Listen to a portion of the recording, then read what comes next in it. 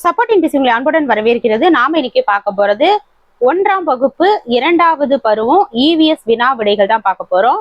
இந்த 2வது பருவத்துல பாத்தீங்க அப்படின்னா இவிஎஸ்ல மொத்தமா நாம ஒரு 45 வினாக்கள் தேர்வின் அடிப்படையில பார்க்க போறோம். டெட் பேப்பர் 1 எழுதுறவங்க 1 to 5th கம்பல்சரி படிச்சே ஆகணும். அவங்களுக்கு இது மிகவும் பயனுள்ளதா இருக்கும். நம்ம டெட் பேப்பர் 1 பேப்பர் 2க்கு ஃபர்ஸ்ட் ஸ்டாண்டர்ட்ல இருந்து 8th வரைக்குமே பாத்தீங்க அப்படின்னா ஃபுல்லாவே நம்ம லெசன் பை லெசனா லைன் பை லைன் கொஸ்டின் வந்து பாத்தீங்க அப்படின்னா கொஸ்டின்ஸை எடுத்து கொடுத்துட்டு இருக்கோம். அந்த பிடிஎஃப் உங்களுக்கு வேணும் அப்படின்னா ஸ்கிரீன்ல தெரியக்கூடிய இந்த நம்பருக்கு கால் பண்ணுங்க. நம்ம ஃபுல்லாவே முடிச்சிட்டோம். இந்த நம்பருக்கு கால் பண்ணீங்க அப்படின்னா அது எப்படி வாங்கிக்கலாங்கிற டீட்டெயில் வந்து உங்களுக்கு சொல்லுவாங்க.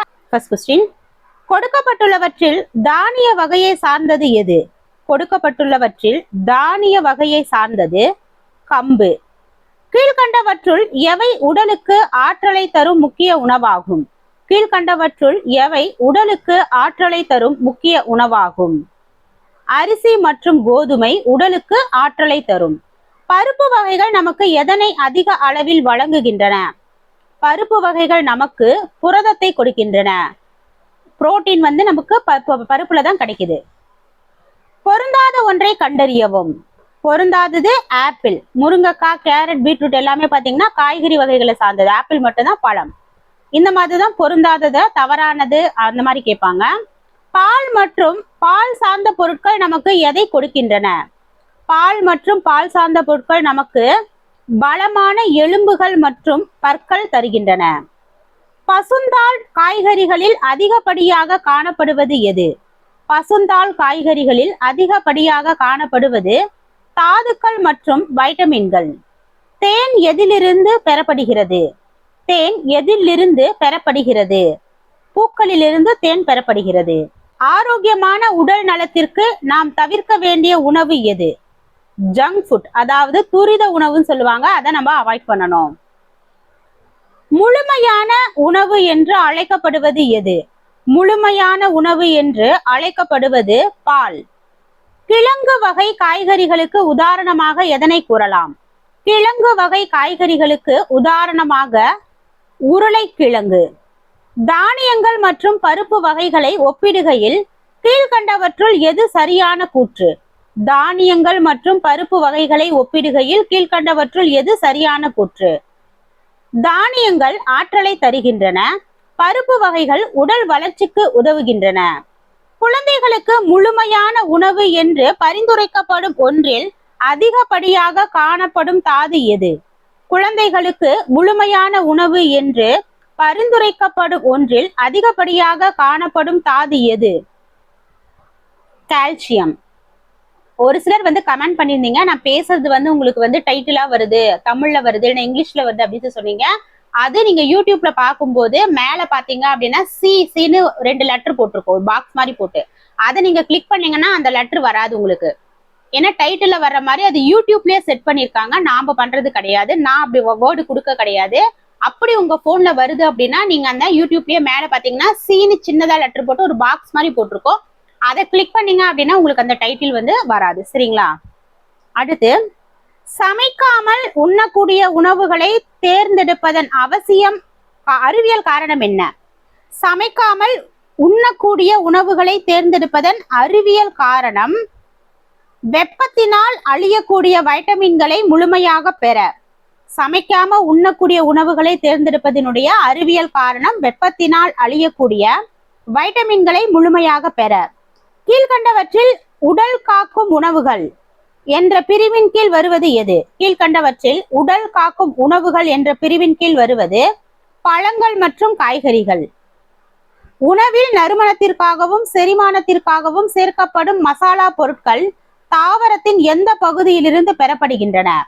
உணவில் நறுமணத்திற்காகவும் செரிமானத்திற்காகவும் சேர்க்கப்படும் மசாலா பொருட்கள் தாவரத்தின் விதைகள் மற்றும் பட்டைகளிலிருந்து பெறப்படுகின்றன. தேனீக்கள் பூக்களிலிருந்து தேனை சேகரிக்கின்றன. தாவரங்களுக்கு தேனீக்களால் ஏற்படும் நன்மை என்ன? தேனீக்கள் பூக்களிலிருந்து தேனை சேகரிக்கின்றன. தாவரங்களுக்கு தேனீக்களால் ஏற்படும் நன்மை மகரந்த சேர்க்கைக்கு உதவுகின்றன. ஆரோக்கியமான வாழ்விற்கு நாம் பின்பற்ற வேண்டிய உணவு பழக்கம் குறித்து கீழ்கண்டவற்றுள் சரியானது எது? ஆரோக்கியமான வாழ்விற்கு நாம் பின்பற்ற வேண்டிய உணவு பழக்கம் குறித்து கீழ்கண்டவற்றுள் சரியானது. பசித்து சாப்பிடுவது மற்றும் உணவை நன்றாக மென்று உண்பது. உணவு பொருட்களின் தரத்தை உறுதி செய்ய பயன்படும் இந்திய அரசு அங்கீகாரம் பெற்ற முத்திரை எது?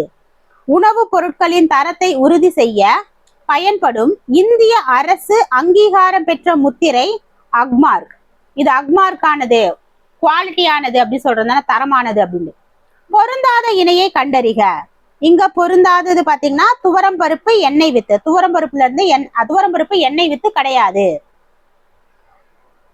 வெண்டைக்காய் ஒரு கனி. மிளகாய் கார சுவையுடைய. கோதுமை ஒரு தானியம். வெண்டைக்காய் இது துவரம் பருப்பு அது ஒரு பருப்பு வகையை சார்ந்தது. உணவு வீணாவதை தடுக்கும் சிறந்த வழிமுறை எது? உணவு வீணாவதை தடுக்கும் சிறந்த வழிமுறை தேவையான அளவு மட்டும் சமைப்பது மற்றும் பரிமாறுவது. புவியின் மேற்பரப்பில் உள்ள நீரில் மனித பயன்பாட்டிற்கு உகந்த நன்னீரின் அளவு தோராயமாக எவ்வளவு?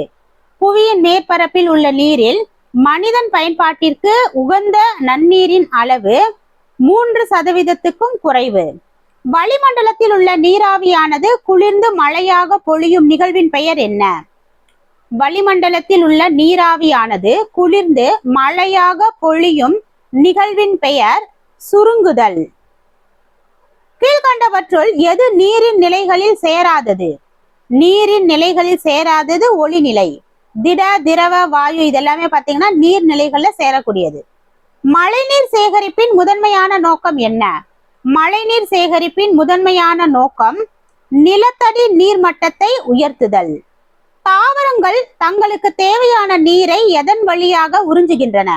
தாவரங்கள் தங்களுக்கு தேவையான நீரை வேர்கள் மூலம் உறிஞ்சுகின்றன. நீரை அதன் திரவ நிலையிலிருந்து வாயு நிலைக்கு மாற்றும் செயல்முறை எது? நீரை அதன் திரவ நிலையிலிருந்து வாயு நிலைக்கு மாற்றும் செயல்முறை ஆவியாதல். உலக நீர் தினம் கொண்டாடப்படும் நாள் எது? உலக நீர் தினம் கொண்டாடப்படும் நாள் மார்ச் 22.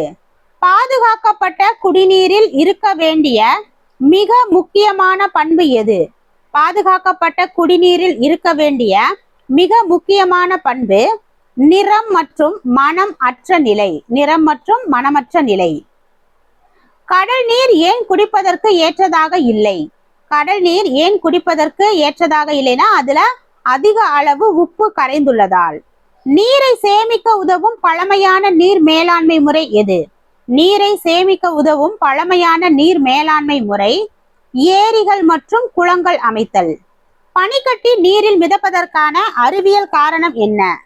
பனிக்கட்டி நீரில் மிதப்பதற்கான அறிவியல் காரணம் பனிக்கட்டியின் அடர்த்தி நீரின் அடர்த்தியை விட குறைவு. பனிக்கட்டியின் அடர்த்தி நீரின் அடர்த்தியை விட குறைவு. இயற்கையில் நீர் 3 நிலைகளிலும் காணப்படக்கூடிய ஒரு நிகழ்வு எது? இயற்கையில் நீர் 3 நிலைகளிலும் காணப்படக்கூடிய ஒரு நிகழ்வு நீர் சுழற்சி. நீரினால் பரவக்கூடிய நோய் எது? நீரினால் பரவக்கூடிய நோய் காலரா. ஒரு பொருளின் வெப்பநிலையை உயர்த்தும் போது அந்த நீரில் கரைந்துள்ள காற்றின் அளவு என்னவாகும்? ஒரு பொருளின் வெப்பநிலையை உயர்த்தும் போது அந்த நீரில் கரைந்துள்ள காற்றின் அளவு குறையும். தாவரங்களின் இலைகளிலிருந்து நீராவியாக நீர் வெளியேறும் நிகழ்வின் பெயர் என்ன? தாவரங்களின் இலைகளிலிருந்து நீராவியாக நீர் வெளியேறும் நிகழ்வின் பெயர் நீராவி போக்கு. சமுதாயத்தில் மக்கள் ஒருவருக்கு ஒருவர் உதவி செய்து கொண்டு இணக்கமாக வாழ்வதன் முக்கிய நோக்கம் என்ன?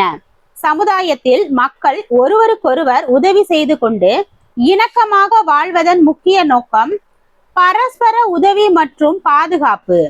அவசர மருத்துவ உதவி தேவைப்படும் போது நாம் அழைக்க வேண்டிய அவசர உதவி எண். அவசர மருத்துவ உதவி தேவைப்படும் போது நாம் அழைக்க வேண்டிய அவசர உதவி எண் 108 ஆம்புலன்ஸ். கீழ்கண்டவற்றுள் எது தேசிய திருவிழா அல்ல? தேசிய திருவிழா சுதந்திர தினம், குடியரசு தினம், காந்தி ஜெயந்தி எல்லாமே தேசிய திருவிழா. பொங்கல் விழா மட்டும் தேசிய திருவிழா கிடையாது. கடிதங்கள் மற்றும் பார்சல்களை ஓரிடத்திலிருந்து மற்றொரு இடத்திற்கு சேர்க்கும் சமுதாய சேவை மையம் எது? கடிதங்கள் மற்றும் பார்சல்களை ஓரிடத்திலிருந்து மற்றொரு இடத்திற்கு சேர்க்கும் சமுதாய சேவை மையம் தபால் நிலையம். பொது இடங்களில் குப்பைகளை வீசாமல் இருப்பது எதை காட்டுகிறது? பொது இடங்களில் குப்பைகளை வீசாமல் இருப்பது சமுதாய பொறுப்புணர்வு. சாலை விதிகளை பின்பற்றுவது எதற்காக மிக அவசியம்? சாலை விதிகளை பின்பற்றுவது விபத்துக்களை தவிர்த்து பாதுகாப்பாக பயணிக்க அவசியம். விவசாயி விளைவிக்கும் பொருட்கள் மக்களை சென்றடைய முக்கிய காரணமாக இருப்பது எது? விவசாயி விளைவிக்கும் பொருட்கள் மக்களை சென்றடைய முக்கிய காரணமாக இருப்பது எது? விவசாயி விளைவிக்கும் பொருட்கள் மக்களை சென்றடைய முக்கிய காரணமாக இருப்பது சந்தைகள் மற்றும் கடைகள். கீழ்கண்டவற்றுள் எது சமய திருவிழா வகையை சார்ந்தது? கீழ்கண்டவற்றுள் எது சமய திருவிழா? சமய திருவிழா பாத்தீங்க அப்படின்னா ரம்ஜான். அடுத்து, தீயணைப்பு வீரர்களின் முதன்மையான பணி என்ன? தீயணைப்பு வீரர்களின் முதன்மையான பணி தீ விபத்துகளிலிருந்து உயிரையும் உடைமையையும் காத்தல். ஒரு நாட்டின் வளர்ச்சிக்கான முதுகெலும்பாக கருதப்படும் தொழில் எது? ஒரு நாட்டின் வளர்ச்சிக்கான முதுகெலும்பாக கருதப்படும் தொழில் விவசாயம்.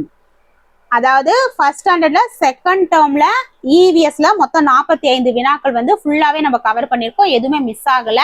எல்லா பாக்ஸ் கொஸ்டின் இம்பார்ட்டன்ட் எக்ஸாம் பாயிண்ட்ல கேட்கறது எல்லாமே நம்ம ஃபுல்லா கொடுத்துட்டோம். சரிங்களா?